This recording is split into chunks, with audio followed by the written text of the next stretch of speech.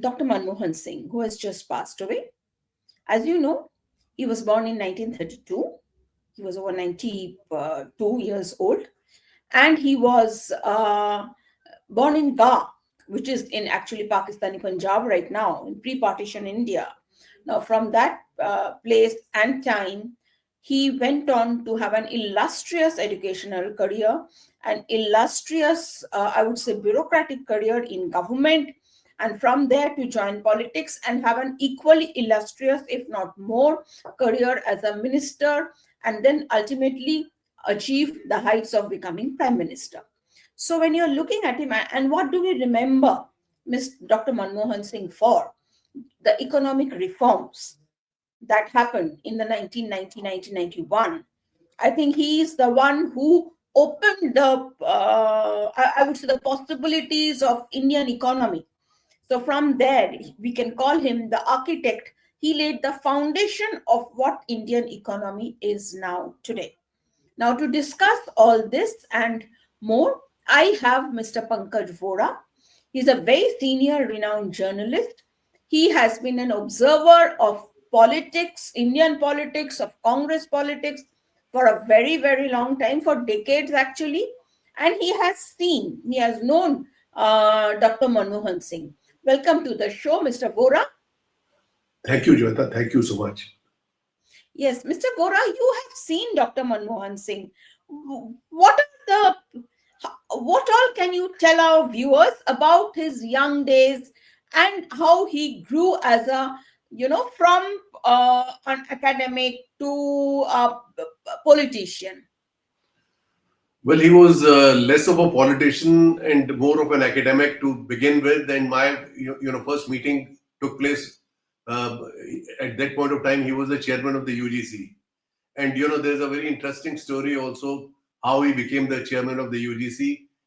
He used to advise Mr. Chandrasekhar, who was the prime minister, and when Chandrasekhar, his tenure was over and he had resigned and elections had been ordered, he was waiting at Chandrasekhar's house near South Avenue and waiting to meet him. So Chandrasekhar asked his, secretary Gautam, who's no longer alive, that is anyone waiting for me? He said that there's Dr. Manmohan Singh who's still there and he's been there for the last few hours. So he said, why don't you get him in? So when Dr. Manmohan Singh went there, Chandrasekhar asked him, what can I do for you?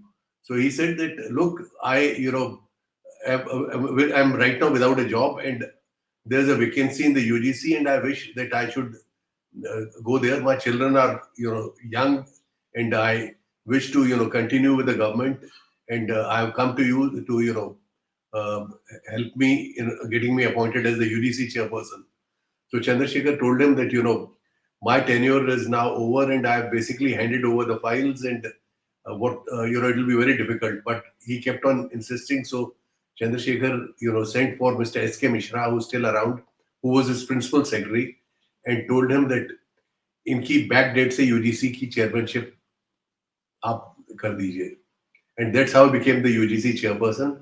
And but Chandrasekhar, nursed some sort of a grouse against him when he became the finance minister. It's a very interesting story of how he became the finance minister also.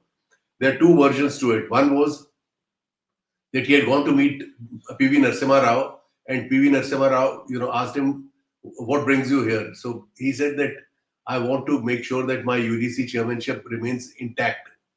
And so P.V. Narasimha Rao said that, how can I help in that? And I am thinking of bigger things for you. So what is so great in the UGC chairmanship? So Narasimha Rao, Manmohan Singh was quiet. So PV told him that I'm thinking of making you the finance minister. So he couldn't believe his ears and he said that I'll have to think of it and come back to you. So he left. So PV told him before he left that you have 2 hours to tell me. So when he left, PV said, what kind of a person is he? I'm making him the finance minister and he's not willing to accept the responsibility. So, he came back and he became the finance minister. The second version is that Dr. Manmohan Singh had come from Holland, where he had gone for some international conference. And when he was at his house, he received a call from PC Alexander, who was the principal secretary to the prime minister, and who told him that he has to be.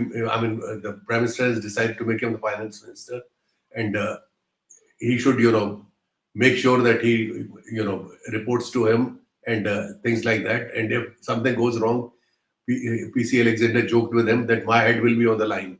So ultimately, on 21st June 1991, Manmohan Singh took oath and was appointed as the finance minister.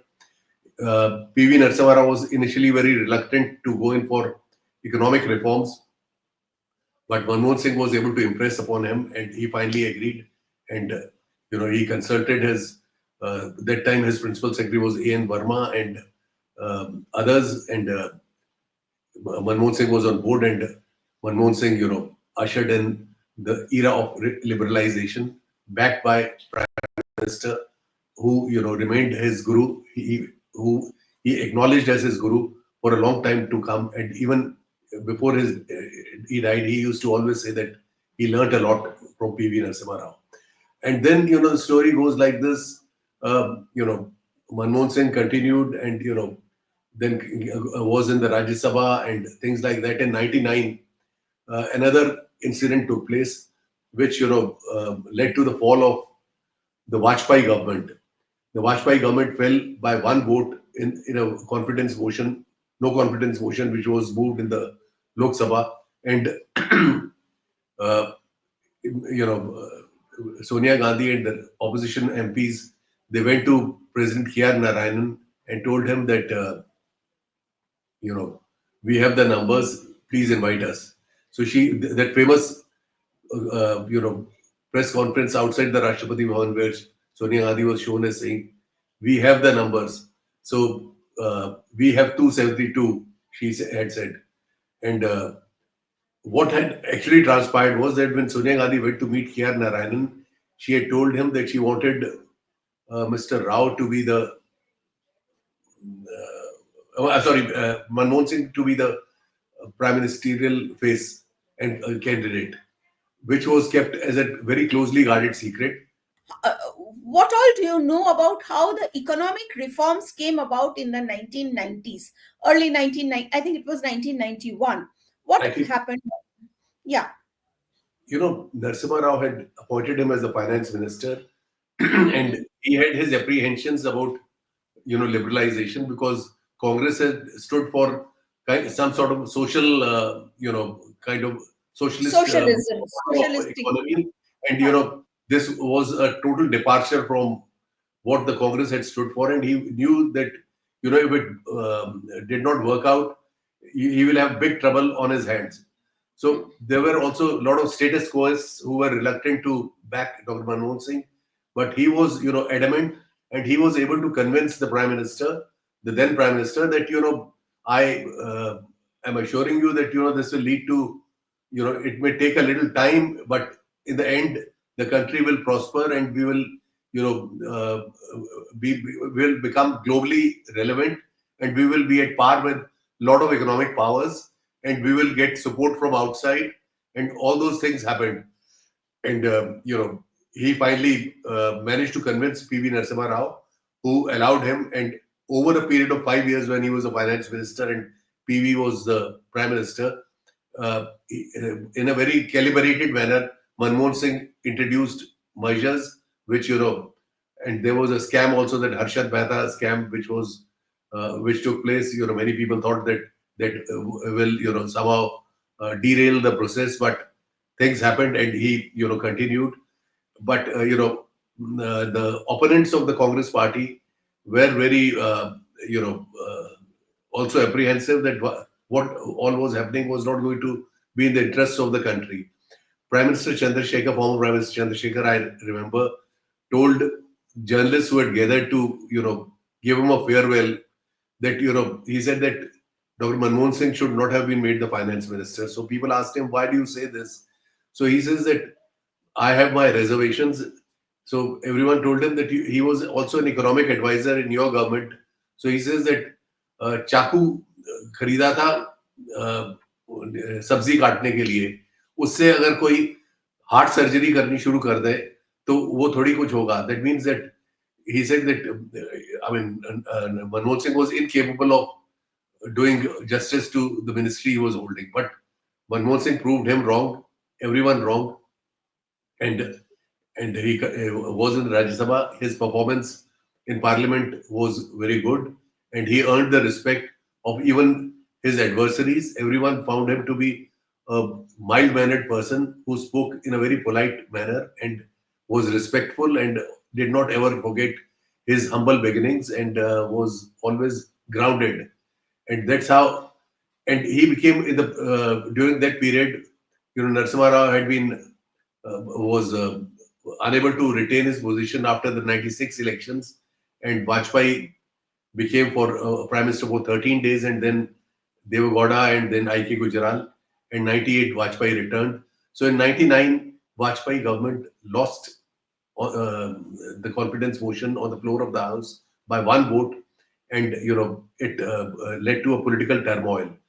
There are pictures deeply etched in the minds of people who were watching television those days of Sonia Gandhi coming after meeting President K.R. Narayanan and addressing a press conference and telling everyone that we have the numbers 272 and we will form the government.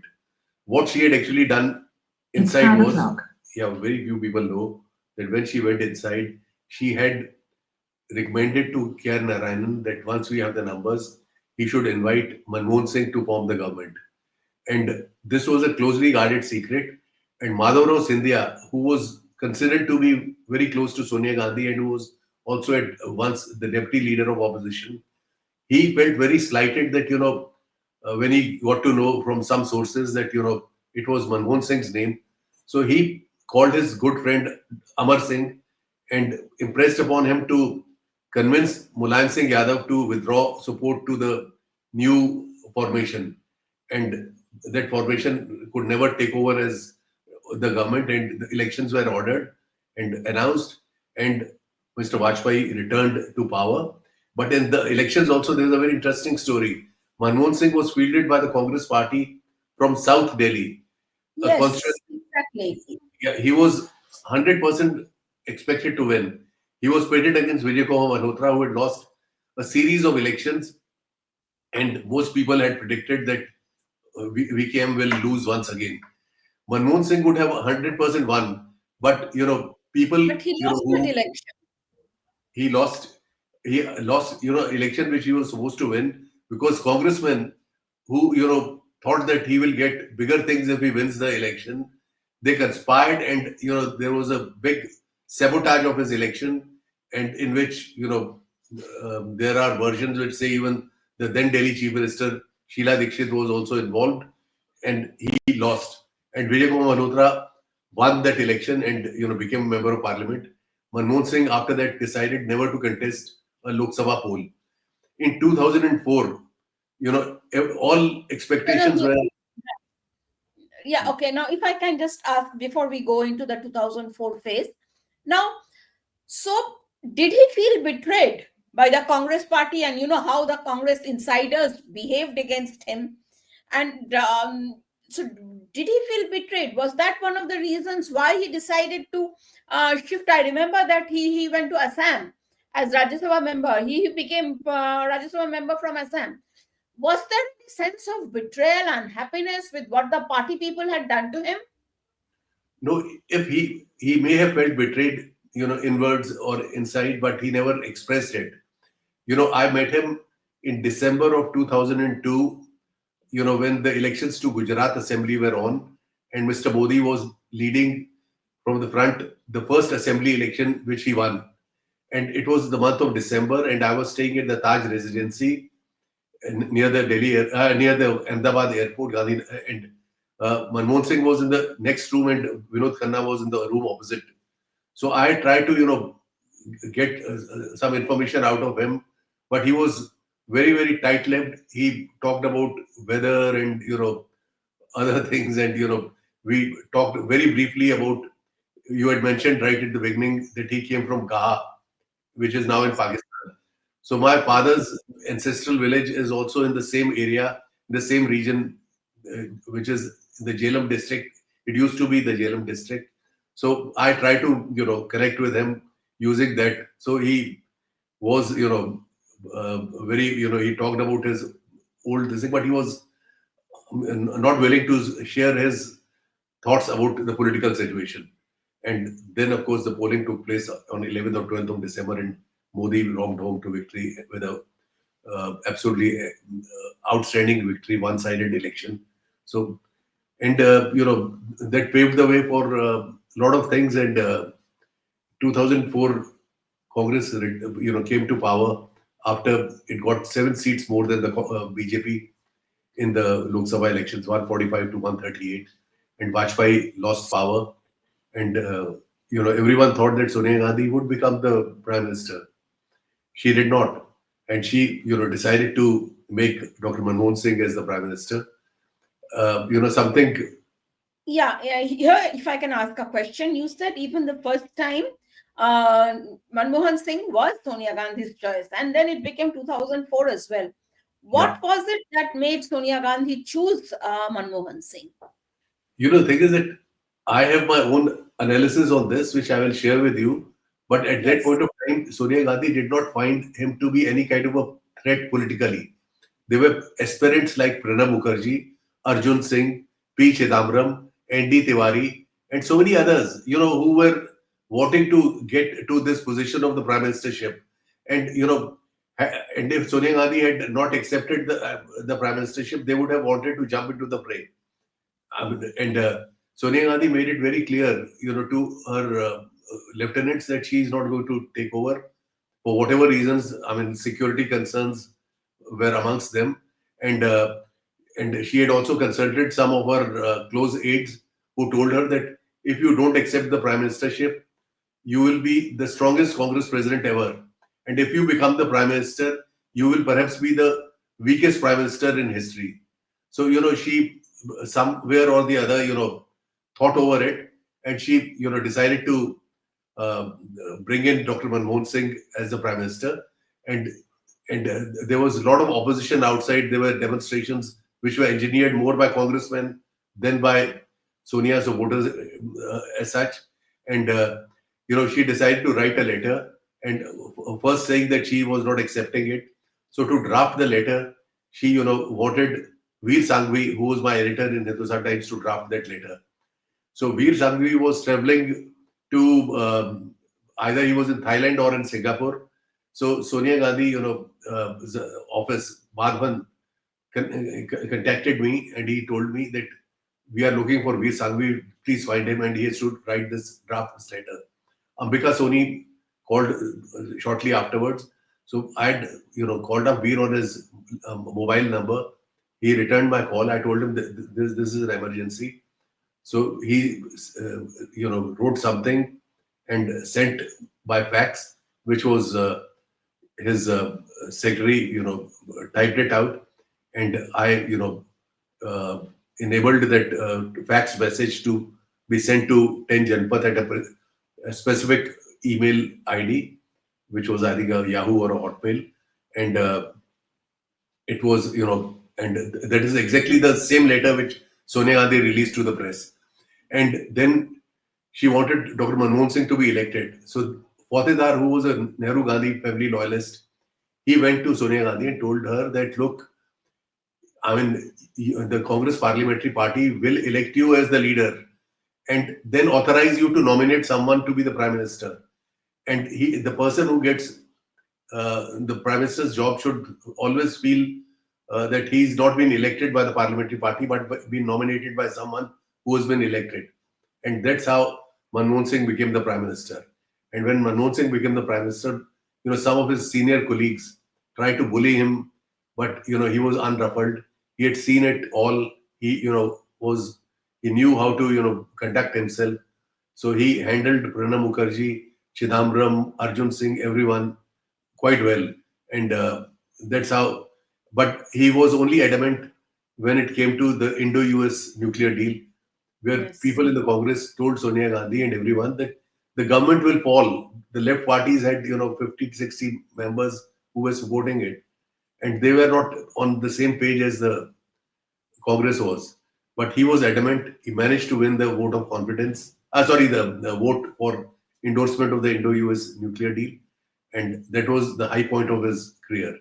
And then came Now the when 2000. now when before we talk about 2010 and all this particular first phase, uh obviously when you are talking about how he knew how to navigate the political difficulties inside his party, was that also because primarily he had Sonia Gandhi's backing?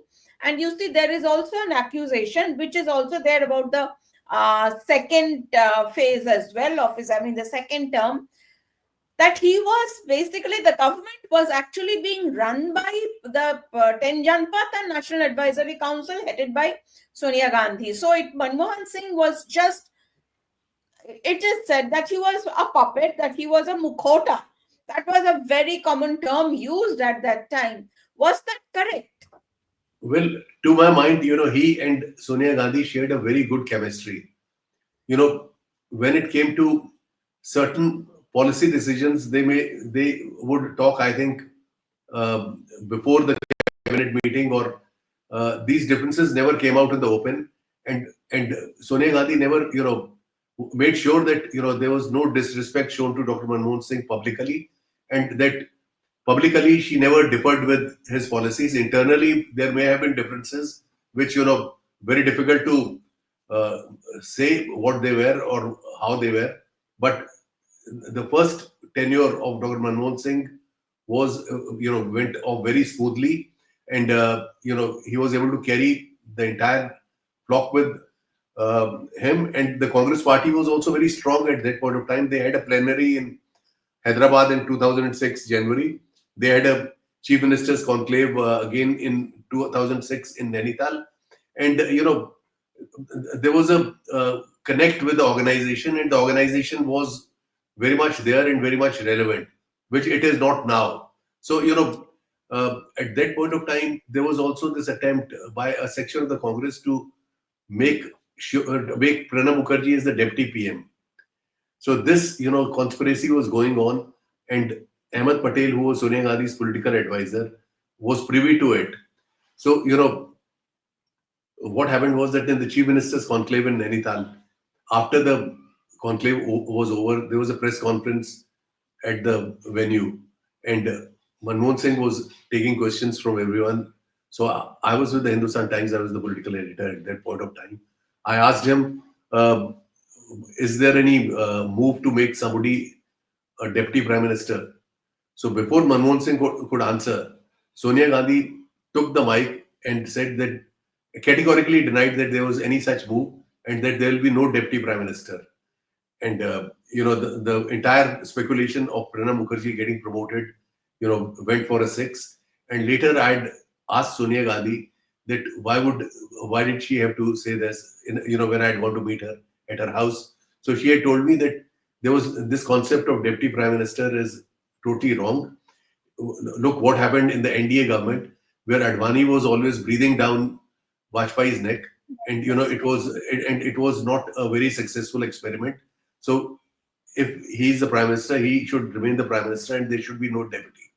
So this is how the first tenure went. Except, I mean, that during the Indo-US nuclear deal voting, there was a lot of apprehension. A lot of people were scared that the government may not fall, but somehow it, sailed through.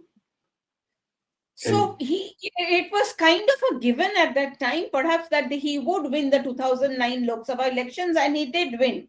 In fact, Congress seats went up, if I remember correctly. Now, the thing is that what went wrong, I mean, obviously things went wrong, from 2019 to 2014 for the BJP to come back in such a major, in a landslide.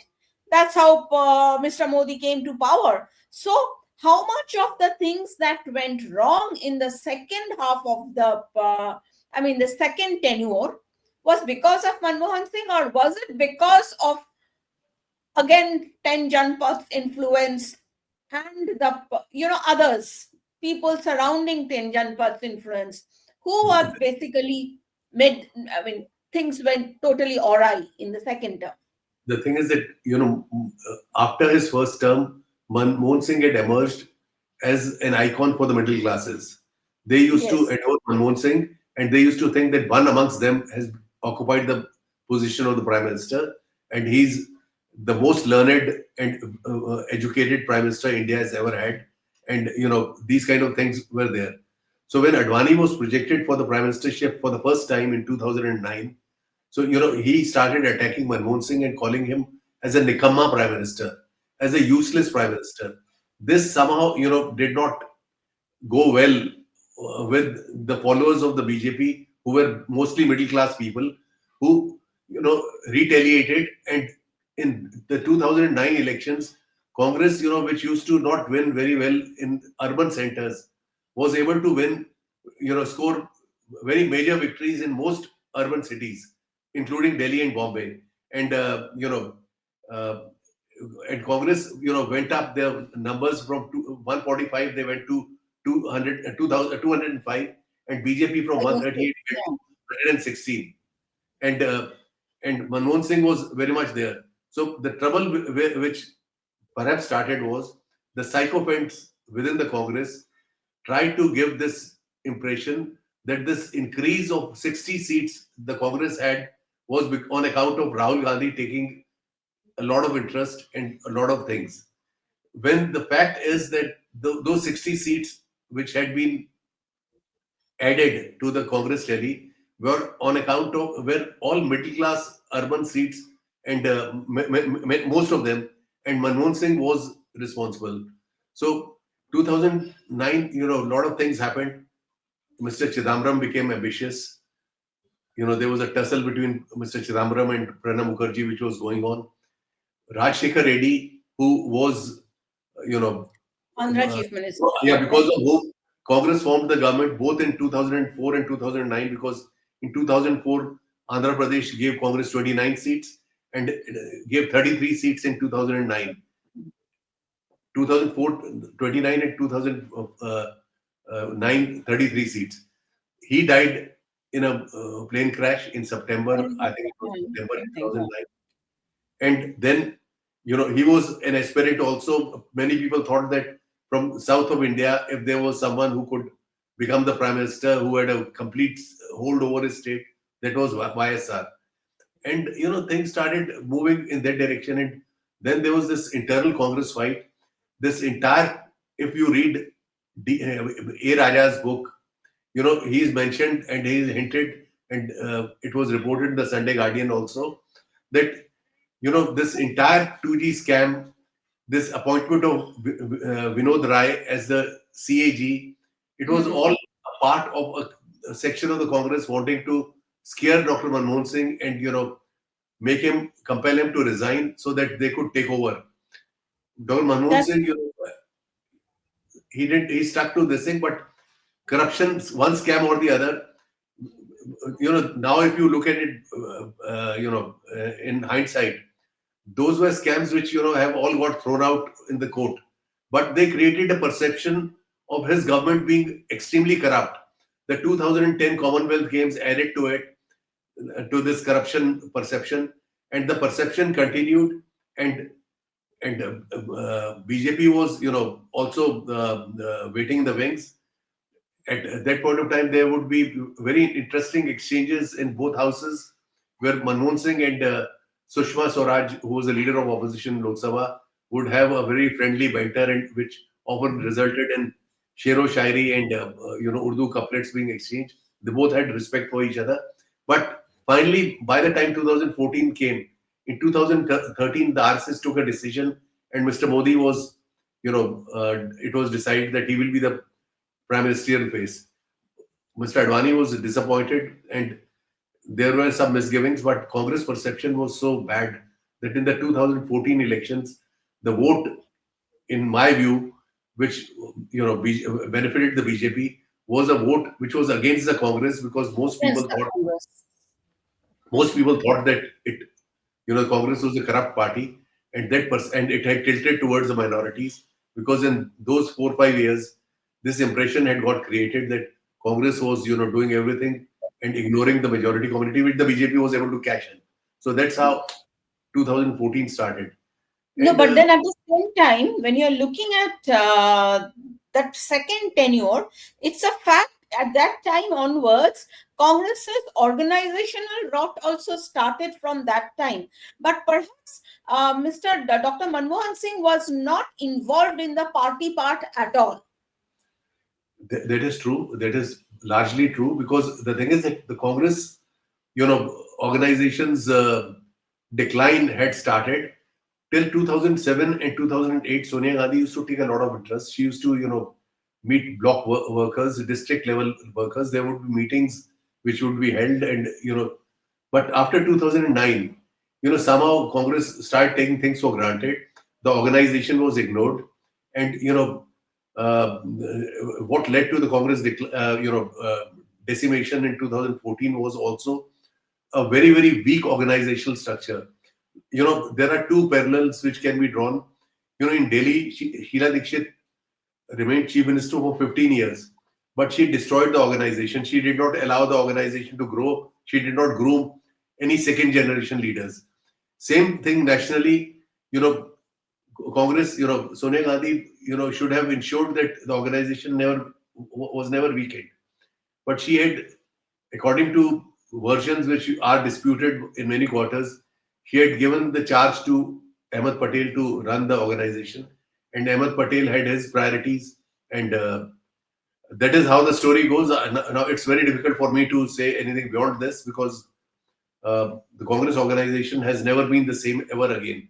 And when it today tries to challenge the BJP, it finds itself pitted against a party which has a very robust organization, has money muscles, and above all has a strong leader.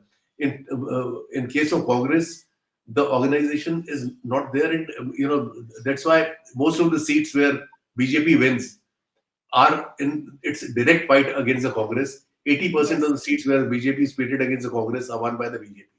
So this is how the story lies. So when you're looking at, in fact, last two questions actually, when you are looking at Mr. Manmohan Singh's tenure as Prime Minister, I think one of his biggest achievements was that his ability to handle coalition partners and the very fact that he was able to give a stable government for 10 years. I think that part in an alliance, that is very important. And how did he achieve that? He was a very flexible person, very approachable person who would, listen to people, who would, encourage people who were a part of his coalition to come to him and discuss matters. He would, accommodate them in every manner. And, he was flexible and he never lost sight of the fact, as I told you, his humble beginnings. And, that ensured that, he was respected even by opposition members. I remember people in the BJP who were, otherwise opposed to the Congress very, very on most policies, so far as Dr. Manmohan Singh was concerned, would have a soft corner. Though there were, lot of confrontations in Parliament, which are a part of parliamentary democracy. And even as late as I think it was 2017 or 19, even when the current Prime Minister, uh, had a dig at Dr. Manmohan Singh, calling him that he has perfected the art of taking a bath, with his raincoat on, and while his party has become corrupt and unclean, he has managed to retain his clean image. So that is the kind of image he continued to have, and even his detractors never ever accused him of being corrupt or being dishonest. He was, in to my mind, an honest man, a straightforward man who never shied away from anything. He would answer anything you wanted to know. I traveled with him to Nigeria, to South Africa, to Mauritius, and I, also attended many meetings as a member of the Dr. Zakir Hussain College Memorial Trust, where he was the chairperson, where he uh, would take views of each and every member, and then get a consensus, and that kind of, he was consensus building kind of a person. But So he was that really helped in the Yeah, yeah. But he was never ruffled or never allowed himself to be bullied by the likes of Chidambaram or Pranab Mukherjee or Natwar Singh, or he could give it back to them. But he had his own way of doing it, and they also kept their distance because they knew that Sonia Gandhi had a very soft corner for him and had a great admiration for him. That is how things were. So, the last question, Mr. Vora, what would you say uh, when you look at it? What is Manmohan Singh going to be remembered for? What is his legacy? There were quite a few things. The first thing is that he was the designated survivor. He knew how to survive. Every Mm. manner he knew how to survive. But as an academician, he was on top of the world. He had gone both to Cambridge and Oxford. He was a distinguished economist who brought about, economic reforms. He will his high point was the endorsement of the Indo-US nuclear treaty, which was, after painstaking efforts where he and George Bush Jr. had worked on it, and it was arrived at, and his ability to last for 10 years against all odds, and Yes. despite so many, very experienced and what do you call astute politicians Recent astute in his political talk. leaders. Yeah. And he Yes. continued to uh, command respect till the time. And even if Yes. you see today and yesterday, after he passed away, cutting across party lines, people have been paying very rich tributes to him, and there's going to be a state funeral, and things are going to happen like that. And there's a 7 day mourning also. Yeah, yeah, 7 day morning, there will be a 21 gun salute, and he will be given the entire, what a former prime minister deserves. So he's Yes, absolutely. going to go. I mean, his last journey is going to be a journey which will mark his place in the history of India. Thank you, Mr. Vora. It was absolutely a riveting conversation, especially the way you took us through the years. It was really interesting to know what all has happened. And I mean, I did not know, for example, that Sonia Gandhi had proposed Manmohan Singh's name for the first time, and also. So the Yeah, thing is, it you was. see, yeah. So this is a very interesting conversation. You should write a book about it, if I can suggest. I can. And I'll tell you a lot of other things also, which I can't say. yeah, yeah, I'm certain. Thank you for being here, and thank you, viewers, for watching. Until the next time.